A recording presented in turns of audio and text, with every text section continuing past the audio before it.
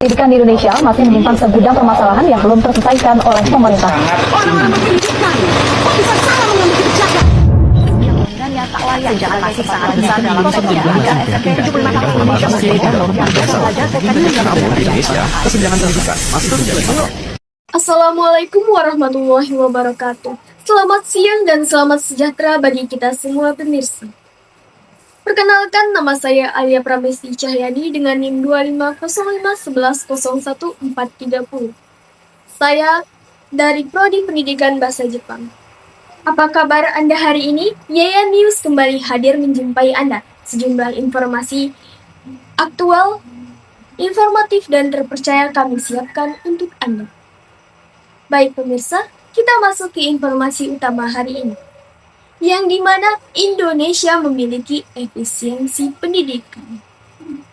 Efisiensi pendidikan merupakan kemampuan sistem pendidikan untuk mencapai hasil maksimal atau disebut juga dengan output, dengan menggunakan sumber daya minimal atau juga disebut dengan input, seperti biaya, waktu, tenaga, guru, dan fasilitas. Di dalam efisiensi pendidikan sendiri memiliki ciri-ciri yang diharapkan oleh masyarakat Indonesia. Salah satunya yaitu pemanfaatan sumber daya yang optimal, proses manajemen yang akuntabel, hasil dan kinerja yang terukur. Namun, di dalam ciri-ciri tersebut, ada dampak positif yang dapat kita ambil.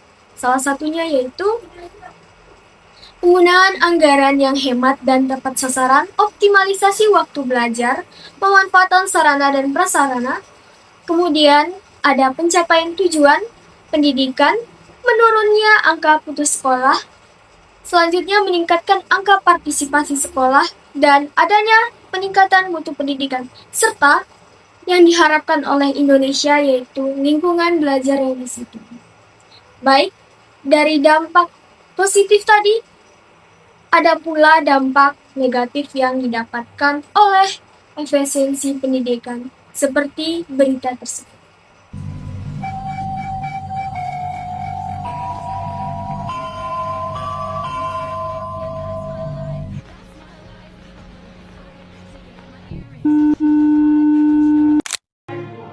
Dibangun dengan kayu-kayu semi permanen, siswa SMP Negeri 3 Kecamatan Elpa Putih, Kabupaten Seram bagian Barat terpaksa belajar di dalam gedung sekolah yang sudah tidak layak.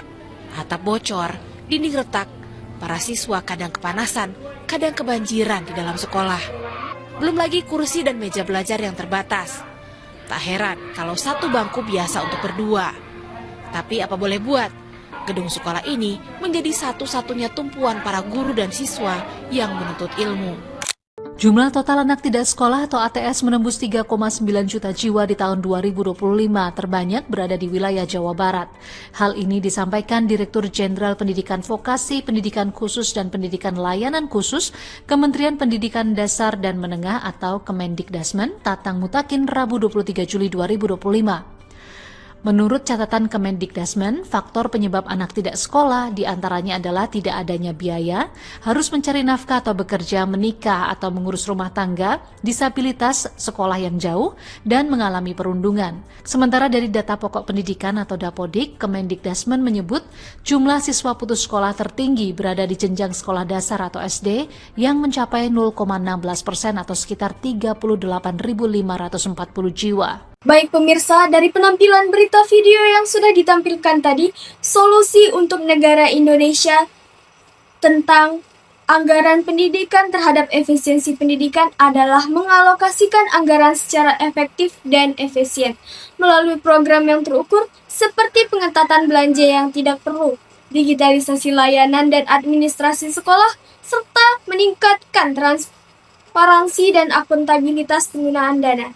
Dengan begitu, negara Indonesia dapat menganggarkan pendidikan yang tersedia dan memberikan dampak maksimal pada peningkatan kualitas dan akses pendidikan yang berjalan di Indonesia. Baik pemirsa, dari penjelasan solusi terhadap dampak yang sudah saya jelaskan tadi, anggaran pendidikan dan efisiensi pendidikan bahwasanya memiliki keselarasan yang sangat kental, dikarenakan anggaran pendidikan yang efisien dapat meningkatkan efisiensi pendidikan karena penggunaan dana yang tepat sasaran dan akan memaksimalkan hasil belajar siswa, serta meningkatkan kualitas pendidikan.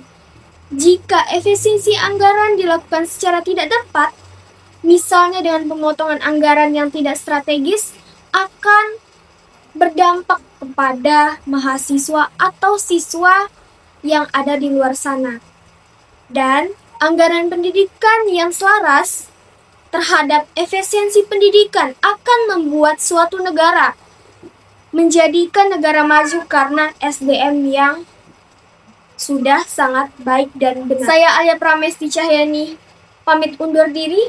Assalamualaikum warahmatullahi wabarakatuh.